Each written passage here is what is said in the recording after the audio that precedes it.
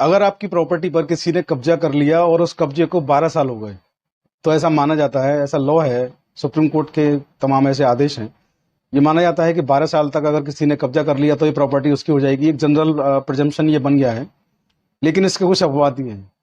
आज हम आपको एक ऐसा कानून बताने जा रहे हैं, एक सुप्रीम कोर्ट का ऐसा बेहतरीन, लेटेस्ट, बिल्कुल नया ऐसा आदेश आपको बताने जा रहे हैं, जिसके अनुसार 12 साल तक कब्जा जिसका रहता है वो मालिक नहीं रह सकता, जो असली मालिक है वही उसका मालिक हो सकता है। बहुत बेहतरीन आदेश है, और इस आदेश का जो ऑर्डर है, आप लोग इस वीडियो को पूरा देखें, सब कुछ इसमें डिटेल में बताया जाएगा। और इस ऑर्डर को आप लोग इंटरनेट से डाउनलोड करके, अगर आपके साथ ऐसी कोई समस्या आ रही है तो संबंधित अथॉरिटी, पुलिस विभाग में जाकर या डीएम साहब के पास जाकर बिना न्यायालय में जाए एक दिन में ही अपनी समस्या का समाधान पा सकते हैं, और 12 साल तक लगातार कब्जा करने वाले व्यक्ति को भी अपनी प्रॉपर्टी से 2 मिनट के अंदर भगा सकते हैं। तो वीडियो क्या है, इसको पूरा जानने के लिए वीडियो में लास्ट तक बने रहें। आखिर ऐसा आज हम आपको क्या बताने जा रहे हैं, इसके लिए आपको लास्ट तक इसको देखना बहुत ज़रूरी है, स्किप ना करें। तो आइए शुरू करते हैं, पूरा मामला आखिर क्या है। इस मसले की शुरुआत राजस्थान से होती है। राजस्थान के एक शहर में एक व्यक्ति थे, पूनाराम। पूनाराम ने एक प्रॉपर्टी खरीदी, उन्होंने 3 प्लॉट खरीदे, और उस जो प्रॉपर्टी उन्होंने खरीदी थी 3 प्लॉट्स की, उसमें से प्रॉपर्टी में से एक प्रॉपर्टी को जो है उन्होंने दूसरे जो व्यक्ति थे, मोतीराम को रहने के लिए दे दिया। मोतीराम उस पर रहे, खाली नहीं किया उस प्रॉपर्टी को, जबकि प्रॉपर्टी पूनाराम के नाम थी, और खाली ना करके वो लगातार उस पर बने रहे। और ये भी नहीं कह सकते कि उनका लगातार कब्जा बना हुआ था। वो प्रॉपर्टी उन्होंने अपने कब्जे में ले ली और वो उस पर आते जाते रहते थे, लेकिन चूंकि वो प्लॉट था, वहां रहने का कोई संसाधन नहीं था, वो मकान नहीं था, तो वहां पर वो जाते थे। पूनाराम भी वहां पहुंचते थे और मोतीराम भी वहां पहुंचते थे। तो एक तरह से वो उस प्रॉपर्टी पर ट्रेसपास कर रहे थे, वहां जाते थे, उनके कब्जे में उन्होंने सांकेतिक रूप से उसको कब्जे में ले रखा था, क्योंकि उस पर कोई मकान बना हुआ नहीं था, वहां वो रहते नहीं थे, इसलिए उनको वास्तविक कब्जेदार भी वहां पर नहीं कहा जा सकता। तो जब वो लगातार इस तरीके की चीजें हुई, तो पूनाराम जो है उन्होंने संबंधित जो अथॉरिटी थी वहां पर शिकायतें करी, पुलिस में शिकायतें करी, तमाम डिपार्टमेंट्स में शिकायतें करी, लेकिन कोई कार्रवाई नहीं हुई। जब कोई कार्रवाई नहीं हुई, इसके बाद वो सेशन कोर्ट पहुंचे। सेशन कोर्ट में उन्होंने पूरा मसला बताया, तो सेशन कोर्ट यानी कि जिला न्यायालय ने पूनाराम, जो कि प्रॉपर्टी के असली मालिक थे, उनके हक में फैसला सुनाया और मोतीराम को आदेश दिया कि आप जो है इस प्रॉपर्टी को तत्काल रूप से खाली कर दें, क्योंकि आप इसके मालिक नहीं हैं। मोतीराम भी कहाँ चुप बैठने वाले थे, क्योंकि उन्होंने प्रॉपर्टी पर कब्जा किया था, उनको तो एक तरह से फ्री में, मुफ्त में प्रॉपर्टी मिल रही थी। प्रॉपर्टी खरीदने के लिए आप सब लोग जानते हैं कि मेहनत करनी पड़ती है, जी तोड़ मेहनत करनी पड़ती है, पसीना बहाना पड़ता है, पैसा इकट्ठा करना पड़ता है। उस पैसा इकट्ठा करने के बाद उससे आप प्रॉपर्टी खरीदते हैं, जिसको कहा जाता है कि आपकी मेहनत की कमाई है। तो पूनाराम की तो मेहनत की कमाई थी नहीं, सॉरी, मोतीराम की तो मेहनत की कमाई थी नहीं, मेहनत की कमाई थी पूनाराम की। पूनाराम अपनी मेहनत की कमाई के लिए लड़ रहे थे, मोतीराम तो बस कब्जा किए जा रहे थे। उनको लग रहा था कि सब कुछ हमारा हो गया, बिना मेहनत के, बस हम दबंग हैं तो हम कब्जा कर लिए। पूनाराम के जो सेशन कोर्ट का फैसला आया पूनाराम के फेवर में, उसको लेकर के मोतीराम जो है जोधपुर हाईकोर्ट गए। जोधपुर हाईकोर्ट ने पूरे मामले को देखा, और जोधपुर हाईकोर्ट ने, चूंकि पूरे मसले को इस दौरान 12 साल हो चुके थे, तो उन्होंने कहा कि 12 साल हो चुके हैं और ऐसा लॉ है कि 12 साल हो चुके हैं, तो अब कब्जा जो है वो कब्जेदार के पास ही रहेगा, और मालिक भी वही माने जाएंगे, क्योंकि 12 साल से वो लगातार कब्जे में है, इसलिए माना जाएगा कि कब्जा उनका है और प्रॉपर्टी उनके नाम होगी।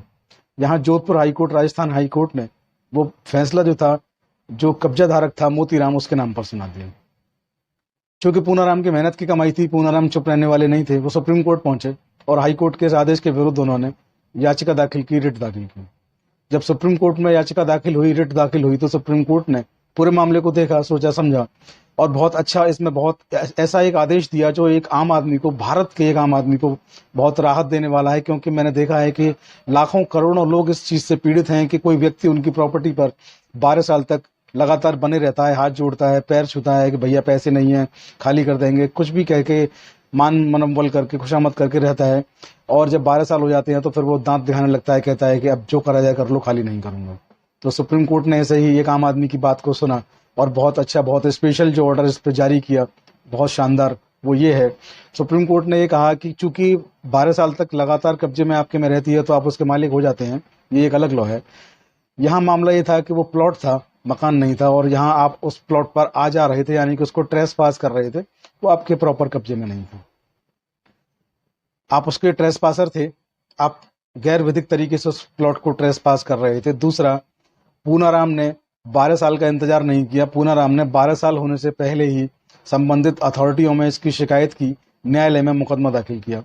संबंधित अथॉरिटियों में जो उन्होंने शिकायत दाखिल की उसको 12 साल से पहले ही उन्होंने शिकायत दाखिल कर दी थी। तो चूंकि 12 साल से पहले ही मामला संज्ञान में आ चुका था, इसलिए ये नहीं कहा जा सकता कि 12 साल तक लगातार मोतीराम कब्जा धारक रहे। सुप्रीम कोर्ट ने कहा इस मामले में कि 12 साल तक आप कब्जे में लगातार नहीं रहे, आपके खिलाफ शिकायतें पहले से ही आना शुरू हो गई 12 साल की समय सीमा से पहले से। दूसरा, आप इस जमीन पर वास्तविक रूप से कब्जा धारक नहीं थे, केवल ट्रेस पासर थे, आप दबंगई से इस प्लॉट को कब्जा किए हुए थे, इसलिए तत्काल रूप से तुरंत रूप से इसको आप छोड़ दें, ये आपके हित में है। और सुप्रीम कोर्ट ने ऑर्डर दिया कि इस प्लॉट को पूनाराम तुरंत अपने कब्जे में लें और चाहें तो पुलिस बल का सहायता लेकर बलपूर्वक इसको छुड़वा सकते हैं। उन्होंने अपने आदेश में लिखा कि ऐसा कोई भी प्लॉट अगर हो तो उसको पुलिस की सहायता लेकर, पुलिस बल का प्रयोग करके भी आप लोग खाली करवा सकते हैं। तो मामला बहुत अच्छा, बहुत शानदार, बहुत बेहतरीन सुप्रीम कोर्ट का आम आदमी के हित में।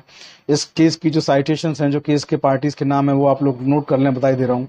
इस केस का नाम है पूनाराम बनाम मोतीराम, 2019 का सुप्रीम कोर्ट का ये आदेश है और ये एक SLP थी, स्पेशली पिटीशन, और इसका नंबर था 4527/2009, यानी कि 4527/2009 का ये मुकदमा था।